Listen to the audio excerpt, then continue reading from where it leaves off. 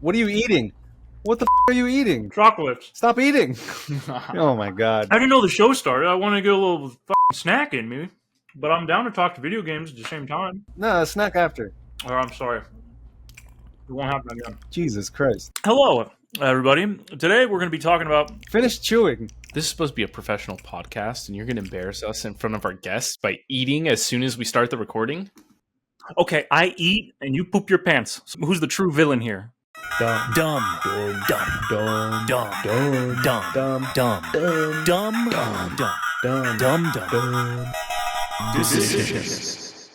So now that all your dirty laundry's aired out, and we've sufficiently creeped out our guest for the evening, would you like to proceed and talk about video games, you weirdo? You didn't even introduce our guest, you dipshit.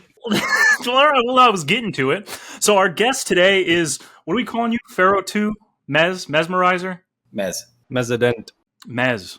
Ladies and gentlemen, give a warm applause to Mez. He's a seasoned gamer. I think your resume for gaming is, well, quite frankly, larger than mine. So I'm happy you're here. Mez, that was an awful introduction. Why don't you introduce yourself? What's up, guys? I'm Mez. Happy to be here. Mine is indeed larger than Meacho's. All right, welcome, Mez. Great to have you. And on today's episode, what are we talking about, Render? We're talking about a game that came out recently. It's we can't decide if it's a good game or a bad game. It is the First Descendants. It is a Korean looter shooter. And today we're going to talk... It's Korean? It's Korean. I had to look that up. I didn't know it was called the First Descendant. I thought it was called the Last Descendant, so I had the name wrong this entire time. Hold on. North or South Korea? Well, South Korean. Oh, that'd be awesome if it was North. Then the prices would make sense. Then the prices would make sense. Okay, we're going to talk about the gameplay. We're going to talk about monetization. And we're going to talk about better games that you should probably play instead. Wait, first, first before we get into it, I think we should ask Mez, why are you here? I think the people want to know. Why are you here, man? I am here because I actually played this game with Red Eye Pharaoh and RenderPeace. Meacho, I don't know what he was doing. I was playing Apex. It's not my fault. Oh, okay. There you go. That is exactly your fault. Yeah, we needed somebody to keep this conversation productive since Meacho was not having it with this game. Well, no, I mean, I kind of was, but I'm just kind of not. I do not think it's a bad game. I think there are certain qualities of it that are bad, but I think the crux of what is its gameplay is tantalizing at best. It's a fun game. I think we can all agree here that the combat and the gunplay is fun. It's a fun game. So it's a looter shooter, right? You go around, you do missions, you find better guns, you find power-ups, you level up your character. Each character has its own superpower. It's kind of akin to Warframe in that way. But it has a really cool movement mechanic also. Every character gets a grappling hook that you can kind of swing around with and use momentum to keep yourself kind of gliding. And in that sense, it reminds me of Anthem. Not because you're flying, but you're moving around at like these fast-paced speeds, kind of in the same way. I don't know. How did you guys feel about the movement? Don't talk about Anthem, man. They're going to make me sad. I know. I think the maneuverability is definitely fun. Your ability to get to A to Z is more enjoyable than just walking or sprinting. So I like that. I definitely like that mechanic. I feel like George of the Jungle. That's pretty cool. Just swinging around. I think we were all in agreement that the grapple made the game just on its own at least twice as good. Yeah, agreed. Oh, 100%. I agree with that 100%. And the gunplay is really good. I think it feels good to shoot the weapons in this game. I think from the moment you start shooting your gun and then hitting your targets, there's some good dopamine hits there. I like that. Makes my brain all fuzzy and warm. Yeah, I agree. And I would say that the shooting is fun in terms of the gameplay. But what really brings me down with the shooting is the reload times. Yeah. The reload times, especially for guns like SMGs and things that should be like quick reloads, it just feels like forever. So I'm wasting my clip of 30 bullets or 20 bullets or whatever into this dude, if it's like a boss or whatever, or a mini boss, waste my clip into him. Now I have to wait 2 seconds for the reload, and it just feels like it's taking forever when it shouldn't take that long. Do you think that incentivizes you to use their powers, their abilities? Because each character has, what, 4 different abilities? Do you think that's an incentive there? I don't think there's any incentive to use the abilities. Yeah, because I'm already using the abilities, you know, like that's part of the main, especially because I think my favorite character right now is Bunny. I mean, I only have 2 characters unlocked because we'll get to that later, but of the 2 so far, I think I really enjoy Bunny because she can just run around the map really quickly, and she puts out this like AoE electric pulse attack that you don't even have to really use your gun with her. You can just use that attack and then run around all the enemies, and it just automatically attacks them, and it feels really good. It feels really nice. So I wouldn't say that it's necessarily an incentive to use the powers, but I think it's just something that needs to be fine-tuned. The reloading problem wasn't apparent to me when I was playing because I wasn't using SMGs. I was using the scout rifles, the pistols, and the assault rifles, and those don't reload as often, so you don't feel the pain. But as soon as you touch an SMG, like, they're horrible in this game. You could put a whole clip into a monster, like a basic enemy, and not kill them, and then you're spending 2 seconds to reload, so it really interrupts the flow of gameplay. But I think another issue is that the loot is not that exciting. Like, the weapons that I'm finding, are you guys excited when you find a gun on the ground? I don't think I am. I was gonna say the guns that are in the game, they feel good. Like I haven't used a gun that I was like, oh, this feels like a BB gun, or it doesn't feel impactful. All the guns feel good. The problem is, it feels like there's a total of like 8 guns, at least as far as what you can actually pick up off the ground. And I'm getting the same guns over and over and over and over. I have in my inventory 9 of the same assault rifle, 7 of the same SMG, 12 of the same sniper rifle. So that part is disappointing. It's a lot of loot, and it all amounts to really not that big of a difference. You don't have to pay attention to your stats. You don't have to really do anything. You just put on a weapon. Highest DPS, baby. Yeah, and that's really it. Highest number, okay, go. There's just so much around it, like besides the guns, like there's so many other like modules and attachments and consumables and like other stuff that it's just like it clutters so much. And I get it, like you want to have all these different currencies and these different consumables and these different modules so that you have all this different loot, because that's what this game is. It's a looter shooter. But I don't know, it just feels like a lot of convoluted loot. And it's like all these other attachments, by the way, the ones that aren't guns, the ones on the right side of the screen that I don't even know what the fuck to call them. I have no idea what they're doing for my character. I just see the highest stuff and I put it on there. So I don't know. Yeah, and I don't care to understand. Like, it doesn't sound interesting to me or like appealing. It just sounds like this is a higher level, let me equip it. And I think that's kind of the problem, but I think that's intentional. I am a big Destiny 2 player, and with Destiny 2, there are guns that had personality, right? Like, there are whole videos online of what using this exotic weapon says about you, right? Because the guns have different personalities, they have different interactions with the different builds, with the different armors that you can use. Here, I believe we all got that legendary Thunder Cage weapon. And I got it, and it just felt like a good submachine gun. There was no charm, there was nothing crazy special about it. Yeah, exactly. And to be fair, we are all still early games, so we don't really know if there's better end stuff later. But yeah, it does definitely, I think, would be better if we got some of that stuff a little more early on, if it does exist in the game currently. And also, to be fair, Destiny is on its whatever season, 9th or whatever season, right? 6th? I don't know. It's literally in its 10th year, so 10th year. So I mean, they've had time to give all the guns personality. So I mean, but is that an excuse? Because people use that with a lot of games, and it's like, yeah, but you had all this inspiration that you could have gone off of. Oh, we're gonna talk about inspiration, because it seems like some of the things that First Descendants did was literally copy and paste either from Warframe or from Destiny. Even some of the icons and symbols people have found are literally the exact same from Destiny, except maybe tweaked a little bit, and they like removed some negative space or added some negative space to the symbol, made it their own, and was like, okay, this is our symbol now for the exact same kind of feature or mechanic or perk or whatever it may be. Right. It's lazy. A little bit, yeah. And I will say this in First Descendant's defense, like, yeah, Destiny has a lot more personality with like their weapons and such, but I feel like First Descendants is a lot more focused on the characters, because Destiny you have 3 options, right? And then you have subclasses within the 3 options. But in this game, First Descendants, you have 12, 20, I don't know, however many characters. I think it's 12. I think like 12, yeah. That you can unlock. Granted, it's going to take you 3 years to unlock all of these characters, probably. But yeah, unless you spend $100 or $20, I think, for the regular characters to unlock them all. But yeah, it's pretty brutal when you get down to it. But again, it is a free game, so I guess they're just going to try and take as much money as they can for as many people as they can. Well, yeah, so it's a free game, and they stole a lot of the, at least what you've told me is they stole a lot of the microtransactions and the monetization from Warframe.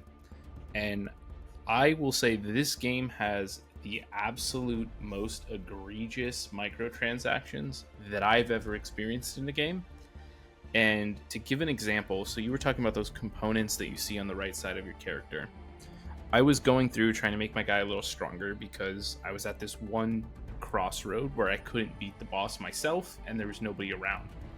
So I was looking at it and I realized there's this button at the bottom that says like purchase an extra slot for an upgrade component, and I'm like, oh, cool, that's cool, like maybe I can buy that with in-game gold or something, and like that's how you level up your character. But in the back of my mind, I know they're going to charge me actual money for this, so I click on it, and yes, in fact, they want you to spend actual money. But the egregious part is you can have up to 1,000 additional upgrade spots. What? Yes, 1,000 of them. And it costs over $500 to do that. And I don't even know if that's per character or per account. I'm pretty sure it's per character. But isn't that ridiculous? So you can just basically pay to win the game. Just buy 1,000 slots and then just equip every single like thing you find, and then for the rest of the game. Absolutely insane monetization that we got going on here. And the ultimate characters, there's ultimate versions of certain Descendants, and you can get the ultimate character, you can unlock them early for I think it was like $70 or $75 worth of coins, or there's a bundle that gives you like the ultimate character and some extra cosmetics or whatever for $100. $100 for one character in this game. Mental. I don't know. That's just ridiculous. I'm good, mate. I'll take a pass. I was ready to buy one of those ultimate characters. I was like, you know what? I'm enjoying this game. I was playing with you, Pharaoh, when I was like, okay, I'm enjoying this game. Screw it. I'm going to go buy one of these ultimate characters. Why not? I'm thinking, they're $30 at most. $70 or $100. That's just obscene. I can go buy 7 good games that are on sale for $70. I could go get 2.5 good blowjobs. Well, decent blowjobs for $70. Oh. I texted you guys as soon as I found out about the 1,000 module purchase that you can do, and I told you that I didn't want to play the game anymore because of that. Because I have a feeling, if you could purchase 5, if you could purchase 10 additional slots, I would feel like, okay, I'm going to get to a point where it's going to get a little bit easier if I bought something. But the fact that you can purchase 1,000 of them is just absurd to me, and it tells me that there's going to be a point in time in this game where I'm going to hit a paywall. And the more time I sink into getting to that point, because the journey might be fun, and Mez, that was your point. Who cares if I have fun once I get to the paywall or up until I get there? But that's just going to get me hooked, and that's going to incentivize me to spend that money, is it not? Do you guys feel different? Yeah, man, they want your money. They're going to do whatever they can psychologically to get you to give it to them, right? Isn't that how this whole thing works? That's how I think it works. What about you, Mez? Because you told me you'd rather enjoy the journey. Well, not that you'd rather enjoy it, but you will enjoy the journey until you hit that paywall, right? Yeah. In my mind, it's like, okay, we were having fun with the game. We are, me at least, I am still having fun with the game. And if there is going to be some eventual paywall, I'm okay, especially since we're playing it as a group, I'm willing to play up until we get to that paywall. And if it's egregious, then I'm done. Because there are other games to play like this game, as we've mentioned. I mean, Destiny pretty much has the same gameplay, except it's not third person. I personally am privy to third-person shooter games, so I kind of enjoy the First Descendant gameplay a little better off rip. I mean, again, we're comparing 10 hours versus 10 years of experience. So I don't know. I kind of enjoy the gameplay of it a little more because it's third person, but in terms of mechanics and guns and powers and all that stuff, Destiny and even probably Warframe, I haven't put that much time into Warframe, but they both definitely have everything much more polished out, I would say. Right. So, Mez, that's my question for you. Why not just go play Destiny? Because none of you guys want to play Destiny with me. I will actually happily play it. I just re-downloaded it. I'll play Destiny with you. I think that'd be a fun time. So I will say that Destiny, you know, their model. So Destiny is free to play, right? You can download it for free and play it for free. It's not. But it didn't used to be. Not when I bought it, dude. I bought it full price when that bad boy came out. Yes, you did. We were all suckers because we all bought it at full price. But now it's free to play, with their main monetization being two things. They release, it's either annual or semi-annual expansions, full-priced expansions ranging from, I think it's like $50 for the basic edition, or if you want the ultimate edition, it goes up to like $100. Season passes and cosmetics. And the season passes themselves all have cosmetics. Can't buy any kind of power or anything. You can't buy power. You can get like some extra engrams and stuff that give you exotic weapons, but they're never going to be a higher power level than what your character is. It's never going to power you up. Give you extra chances to get cool weapons, but it's not going to put you ahead of anybody else. So, honestly, I do think there is room for both of these games. Some people, like Pharaoh, just prefer third-person shooters to first-person shooters. So I don't necessarily think, oh, you need to forget about this game and play this other game. But the way the monetization is now for the First Descendants, it's going to kill itself, because it's just, everyone's going to get turned off by it. And, you know, based on the track record of other free-to-play games, their first expansion, you know, meaty content updates, probably a ways off. And by then, they're going to be bleeding players. And here's the thing. If they also charge, on top of all this monetization, for those expansions, that's it. Then go play whatever else you want, because that's absurd. I think I don't know, maybe we're just old and we are what the youngins would call retro, or maybe they wouldn't call us that anymore, only we would call ourselves that. But I think we just maybe need to start looking at games in a different light, because it seems like that's almost all these games nowadays, except for obviously like good single player story games, but even those have some monetization now. Like look at Spider-Man 2, you can, you know, monetize some of the suits before they release them for free. But a lot of these games nowadays, their main focus is to just keep people playing the game as long and as much as possible. You know what I mean? They don't need everyone to come casually play this game. They just need a good niche market to be hooked and that will play this game from now until 10 years from now. Like people are still playing Destiny, and that will sink all of their money into it, and that every paycheck they get, they're putting a percentage of it into this game. That's what the developers want nowadays. I think you're 100% correct.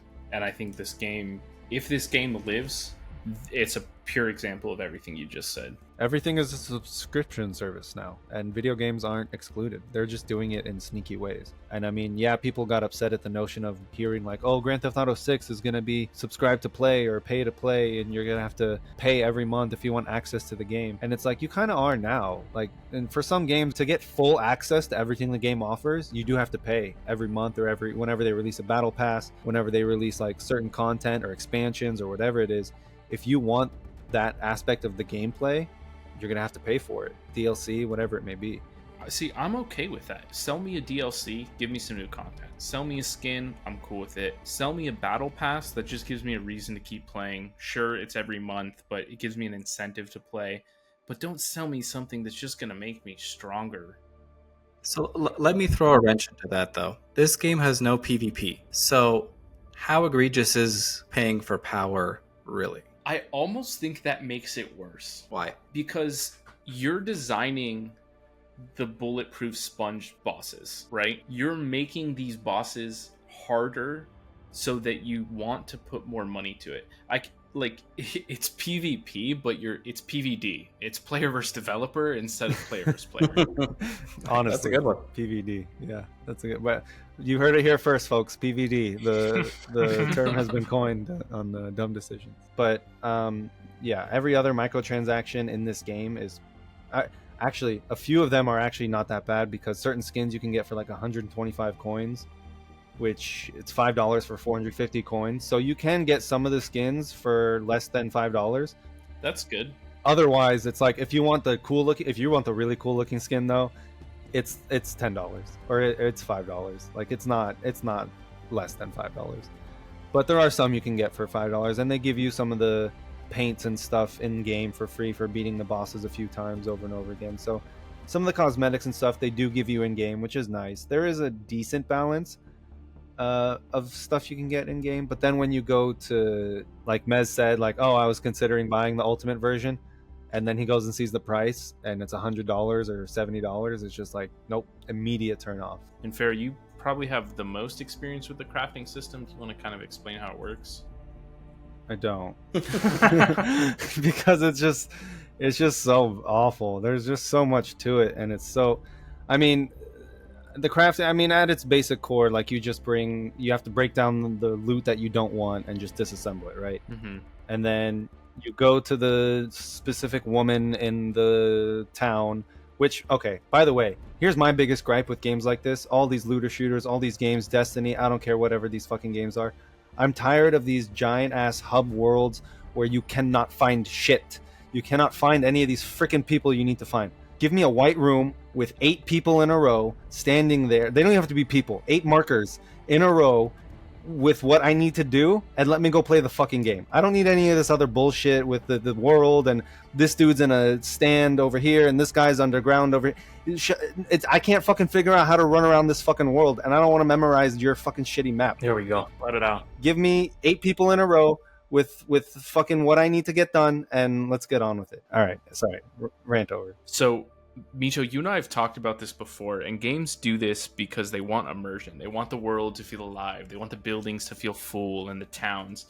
One of my favorite games, Guild Wars 2, which Mez has been playing with me recently, they sell as a microtransaction these keys, like these air passes, and basically what they are is you spend a few bucks on this thing, and it teleports you to a town that, Pharaoh, is exactly what you said. Everything you want is in a small bubble for you to just go and talk to, and that's a feature I wish more games had, but immersion, so we don't. See, I think I just have a more cynical take on it. I don't necessarily think it's just immersion. I think that's the marketing that they tell you it's immersion. I think in reality, they want your engagement time. And if you can just go into all your vendors in 2 seconds and be done, you're going to be done. But if you have to go to one side of the map to do one thing, then the other side of the map to do one thing, then back to the middle to do another thing, you just spent 10 minutes in the game you wouldn't have otherwise spent in game. Not to mention, if you do want to craft something, you have all the materials which you got in game, and then, oh, okay, cool, you have a timer. What is this, a mobile game? Yeah, honestly, like you have that ultimate SMG you want to craft. You did all the missions, you got all the materials. Cool, give it to this lady that took you 10 minutes to find anyway because we don't mark her on the map and we don't fucking have her name anywhere, and it took you 12 minutes to find out how to get there because the stairs are on the right side, not the left side, and you have to go down, up, left, right, and then down. Then you have to wait 4 hours after all that shit. Or you can pay to speed it up. That's cringe. And PVD. That's all. Back to PVD. It's revolutionary, I'm telling you. Let me ask one question. This is directed to Pharaoh and RenderPeace. We can play other games, but after we're done with this video, will we play other games? Or are we going to play more of First Descendants? I'm going to go back and play for more First Descendant, to be honest. I don't know, maybe it's just the recency bias, but I'm actually having fun playing it. It's just a lot of frustrating mechanics in the game that I'm like, why would you do that? Just, But I'm not going to go play Destiny, and I'm definitely not going to go play Warframe, so. I'm also partial to third-person shooters. I will download Destiny because I've never played it, and I'll try to play it, but I think that First Descendants is just the new shiny thing, so there's kind of this desire to play it. That won't last 2 weeks for me. Meacho, I purposefully, because you said you've only put 2 hours and you're not interested, but do you have any interest in continuing to play, or are you just done? Fuck no. Boring. Lame. Move. Yawn. I got democracy to defend, gentlemen. So, decent gameplay, horrible monetization. We can go play other games that are pretty much exactly the same because they pretty much are exactly the same, copy and paste symbols and guns and things of the nature. Destiny. So, what are we giving it, boys? What are we rating this here First Descendant? Meacho, you first, since you have the least amount of game time. Let's hear your arbitrary ranking. All right, so I was originally going to give it a 3. I want you to know that. I was originally going to give that. But then I gave it a little bit more thought, and I did realize there is something else that this game excels and accentuates at, and it really jives me. It has really wicked boobs. I think the boobs in this game are really, really done right. If the Koreans know one thing, it's how to put a woman in a video game. I will say that. I'm forever grateful for that, because instantly it was a momentum booster. Amidst the trash that game is, the boobs really saved it for me. So the boobs and the gameplay were awesome. Outside of that, everything else was an absolute travesty that's not worth my time. So 4 out of 10. 4 out of 10. Solid one. I mean, if you want a South Korean game with boobs, go play Stellar Blade. Fantastic game, fantastic boobs, fantastic booty. All right, Render, what's your rating? I'll give it a 6, and you know what? I'm gonna stand by my word. I don't like the microtransactions. I'm uninstalling it. Oh, interesting. Okay. You just said you're going to keep playing. No, I know, but I've decided just now I'm not going to keep playing. I was wrong before. So am I going to be the only one playing this game? All right. No, I'm gonna play it. All right. So what you said 6? I said 6. All right, Mez. It's a 5. It's average. Without some of the egregious monetization, I could have gone up to like a 7. But with all that junk, and with the 3 FPS at the tower that we didn't really touch on, it's a 5. I'm gonna on the same vein as Mez. I'm gonna go 5.5 because I do really enjoy the gameplay, but the monetization and all the bullshit around it kind of just really brings it down. So for me, the 5 comes from the gameplay, and because the gameplay is really fun. I really enjoy it, and that's where like I kind of broke it into 2 sections: gameplay and monetization. And the gameplay is like, I would say it's 4.5 out of 5 for me, and then the monetization gets a 1 out of 5 because awful egregious monetization, but every once in a while you can get a decent skin for less than $5, so sure, why not? I'll give you the point instead of half a point. We hope you've enjoyed this. Say goodbye to our guest. Oh, that's right. I forget. I have no manners. I got to learn to work on my social skills. Mez, buddy, thank you for joining us on this, what I deem is a valuable discussion on the First Descendant. I hope you guys learned something. I know I did. You learned what the game was. Yeah, see? So if you're like me and you want to know how this game works, instead of playing it, just listen to us. Look at that. Isn't that nice? I think so. You have a lovely day. And don't go potty in your pants like Render. Hello and welcome to Dumb Decisions. Dumb decisions. Boy, am I making a lot of dumb decisions. Dumb. Ooh, decision. Dumb.